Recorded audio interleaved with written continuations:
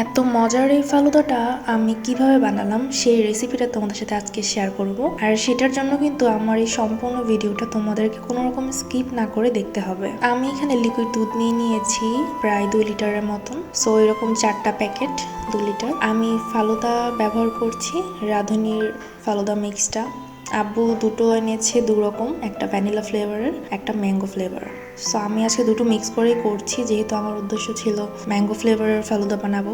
তখন অবশ্য আমের সিজন ছিল, আম ছিল বাসায়, সেজন্য। ও আচ্ছা, ভিডিওটা কিন্তু অনেক দিন আগের, আমি অনেক লেটে শেয়ার করছি তোমাদের সাথে। আমার আসলে অনেক ক্লিপস নিয়ে রাখা হয়, বাট তেমন একটা শেয়ার করা হয় না। সো যখন আমি আমার ফোন ঘাটাঘাটি করি তখন দেখি যে আচ্ছা, আমার তো অনেকগুলো ক্লিপস বাকি আছে, যেগুলো আরো 6 মাস আগের বা তারও আগের তোমাদের সাথে শেয়ার করা হয়নি। সো তখন আমি খুঁজে বের করে তোমাদের সাথে ভিডিও শেয়ার করি। কথা বলতে বলতে অনেকটুকু স্কিপ করে গেলাম। দুধটা টকবক করে নেওয়ার পর আমি ফালুদা 2 প্যাকেট সম্পূর্ণ দিয়ে নেড়ে চেড়ে নিচ্ছি। এক্সট্রা করে ফালুদা তার কোনো কিছুই আমি অ্যাড করিনি। তো চলো তোমাদের সাথে আমি জেলি কিভাবে বানালাম সেটা শেয়ার করা যাক। আমি পাতিলে 2 কাপ পানি নিয়েছি। 2 কাপ পানির মধ্যে আমি 2 প্যাকেট জেলি ব্যবহার করেছি। আর আমি এটা জাল দিয়ে একদম 1 কাপ করে দেন আমি একটা পাত্রে ঢেলে নিব। আর আমি একটু বাইরের দৃশ্য দেখাচ্ছিলাম, সেদিন ওয়েদারটা অনেক বেশি সুন্দর ছিল, মেঘলা আকাশ, মনে হচ্ছে বৃষ্টি আসবে এমন।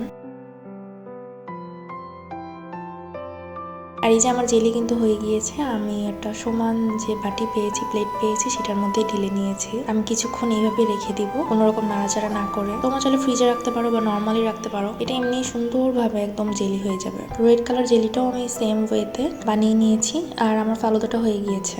আমি ফালুদাটা খুব একটা শুকিয়ে ফেলিনি, কারণ এটা যখন আমি ফ্রিজে রাখবো ঠান্ডা করার জন্য তখন অনেকটা এমনি জমে যাবে। সো সেই জন্য আমি সেম ওয়েতে রেড কালার জেলিটা বানিয়ে নিয়েছি।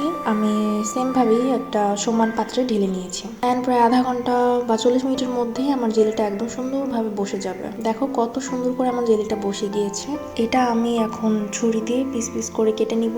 তোমরা তোমাদের পছন্দ মতো শেপে কাটতে পারো, আমি জাস্ট নর্মালি স্কোয়ার শেপেই কেটে নিই। আমি ফালুদাটা ফ্রিজে রাখবো দেখে আমি একটা বক্সে ভরে ফ্রিজে রেখে দিব। আমার কাছে ঠান্ডা ফালুদাটাই বেশি ভালো লাগে। আর নর্মালি ফালুদা কিন্তু ঠান্ডা করেই খাওয়া হয়। ফ্রিজ থেকে বের করার পর দেখতে পাচ্ছ অনেকটা জমে গিয়েছে। আর এই যে ম্যাঙ্গো আইসক্রিম, দেন কিছু আমও কেটে নিলাম কিউব করে। এখন আমি জেলিটা কেটে নিচ্ছি কিউব শেপে। জেলিটা আমি স্কোয়ার শেপে কেটে নিচ্ছি সুন্দর করে। আমার কাছে একটু বড় বড় রাখলেই ভালো লাগে, সেই জন্য আমি সাইজটা একটু বড় করছি। আর তোমাদেরকে আমি উঠিয়ে দেখাচ্ছি। যদি ছুরি দিয়ে উঠানোর কারণে তেমন একটা ভালো বোঝা যায়নি, পুরোটা নষ্ট হয়ে গিয়েছে। এই ডেকোরেশনের পার্টটা আমার কাছে বেশ ভালো লাগে, আমি অনেক বেশি এনজয় করি ডেকোরেশনের টাইমটা। আর সবসময় আমাদের বাসায় ফালুদাটা আমিই বানাই, আমিই ডেকোরেশন করি। খুব ইজি ওয়েতে আমি ডেকোরেশনটা করে নিচ্ছি। আমার ডেকোরেশন হয়ে গিয়েছে, আশা করছি তোমাদেরও অনেক ভালো লাগবে। আর এটা খেতেও কিন্তু বেশ দারুণ হয়েছিল। আর এটা হচ্ছে নর্মালি কোনো রকম ডেকোরেশন ছাড়াই, বাট তাও দেখতে অনেক বেশি সুন্দর লাগছে। তো তোমাদের কেমন লাগলো আমাকে জানাতে ভুলবে না। আর সবশেষে আম্মু মজা করে চা বানালো। আজ এই পর্যন্ত, দেখা হবে নেক্সট ভিডিওতে। সবাই ভালো থেকো, আল্লাহ হাফিজ।